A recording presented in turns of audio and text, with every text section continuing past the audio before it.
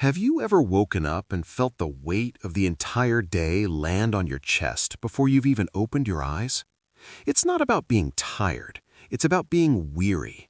A specific, quiet dread that your mind interprets as the truth about your life. You lie there, and the silence of your room doesn't feel like peace, it feels like a courtroom, and you are on trial.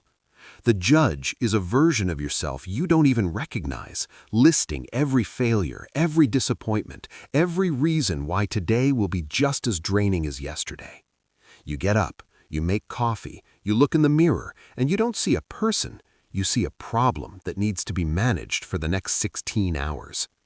This isn't a passing mood, this is a climate, a permanent personal weather system of low-grade misery that follows you from room to room, from task to task. And the most dangerous thought you can have is to start believing this is just who you are, that this gray, muted experience of the world is reality, and anyone who seems to see color is either lying or living a different life entirely. But what if the gray isn't in the world? What if it's just on the window you're looking through? And what if the most powerful thing you could do today isn't to change your entire life, but to spend 5 minutes cleaning that single pane of glass? This was the silent, desperate reality of a young man named Leo. By 25, he had everything the world told him he should want. A stable job in the city, a small, tidy apartment that was his own, a phone full of contacts. And yet, inside, he was living in a state of constant buzzing audit.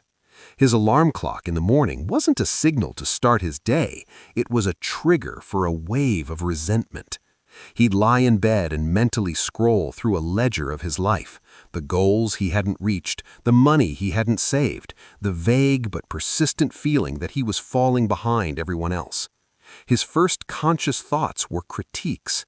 The coffee was too bitter, the commute was too long, a completed task at work was immediately minimized by the 10 others waiting.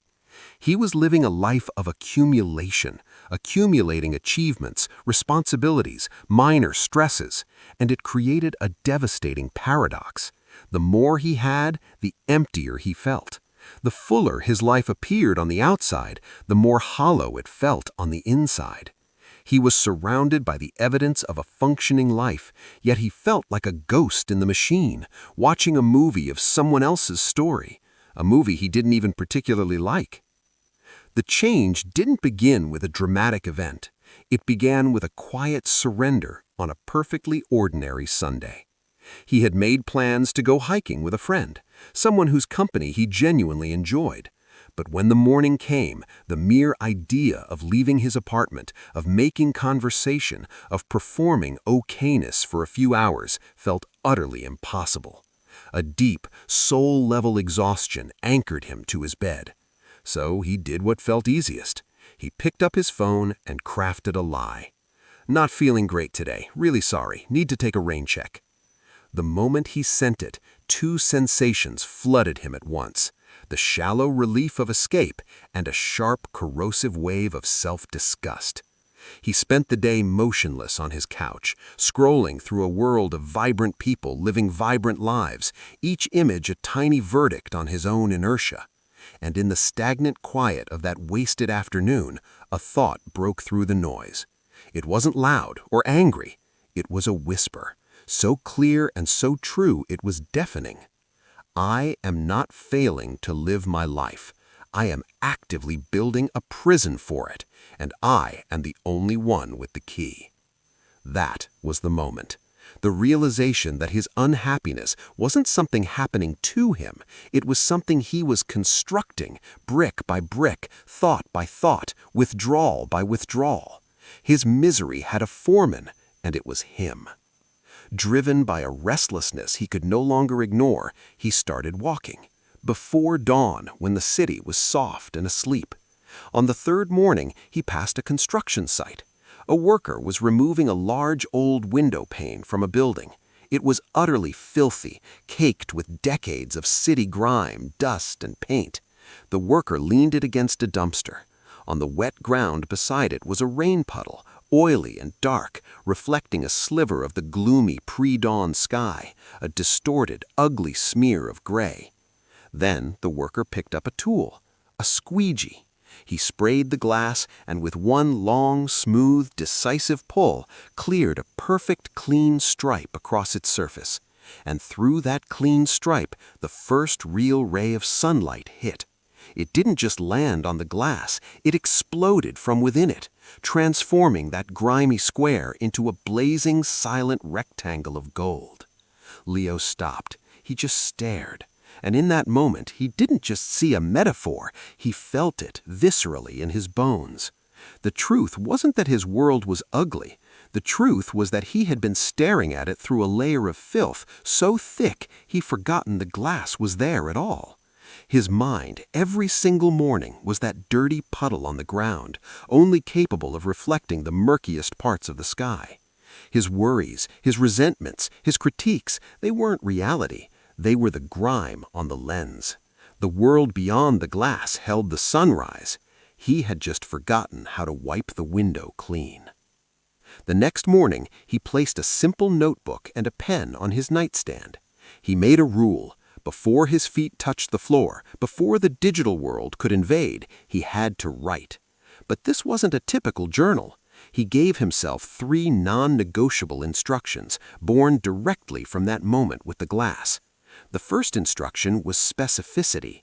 The brain doesn't change with vague ideas.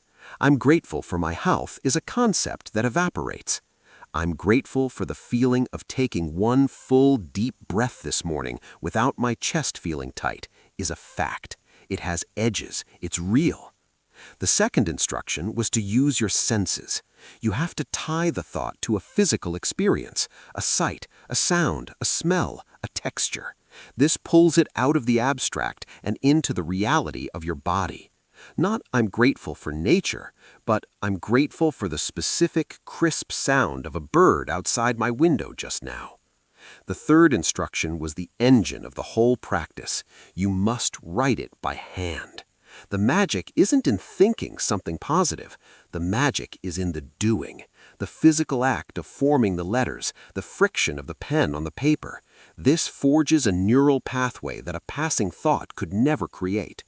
This 5-minute ritual was not an attempt to manufacture a fake smile. It was a deliberate daily training exercise.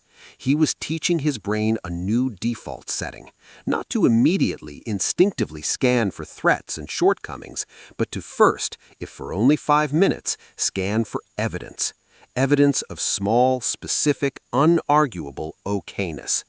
The first week felt, in his own words, completely absurd. He'd sit there, pen poised, his mind a blank wall. I'm grateful this notebook has pages. I'm grateful the radiator is working. It felt mechanical, even cynical. This is the precise moment where almost everyone gives up, because it feels pointless. Your mind will scream at you that your real problems, the difficult conversation, the financial pressure, the loneliness, are still sitting right there, completely unaffected by your scribbling. And your mind is right. Let's be brutally and unequivocally clear about what this practice is not. It is not a solution to external circumstances. It will not magically resolve conflict, generate money, or cure illness. It is not a substitute for therapy, for courageous action, or for making hard decisions. But what it is something even more fundamental. It is the recalibration of your internal instrument. While it doesn't change the song life is playing for you, it tunes the instrument of your perception so you can hear more than just the discordant notes.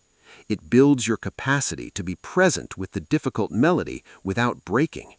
Around the 10th day, the shift began. It was almost imperceptible.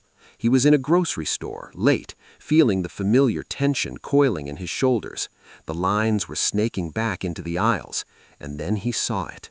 An elderly man standing with his wife, patiently reading the labels on 2 nearly identical cans of soup to her, his voice calm and full of care. A tiny, ordinary snapshot of devotion. And Leo's mind, now in training, did something it had never done before. Before the old, well-worn script of "this is taking forever" could fully command his attention, a new, quieter voice spoke up. It simply said, "Notice that. That's one for tomorrow." He didn't feel a rush of euphoria. He didn't suddenly love grocery shopping. He simply noticed something good. That was the revolution. Not a change in feeling, but a change in attention. The spotlight of his awareness, which had for years been locked on flaws and obstacles, had just widened its beam. It could now, however briefly, hold two truths at once: the inconvenience of the wait and the beauty of the moment happening within it. By the end of 30 days, the practice had rewired something fundamental. The morning notebook was no longer a chore. It was a small sanctuary. The crushing heaviness upon waking had lost its tyranny. It might still visit, but it could no longer take up permanent residence. He began to understand the real lesson, which had nothing to do with lists and everything to do with sovereignty.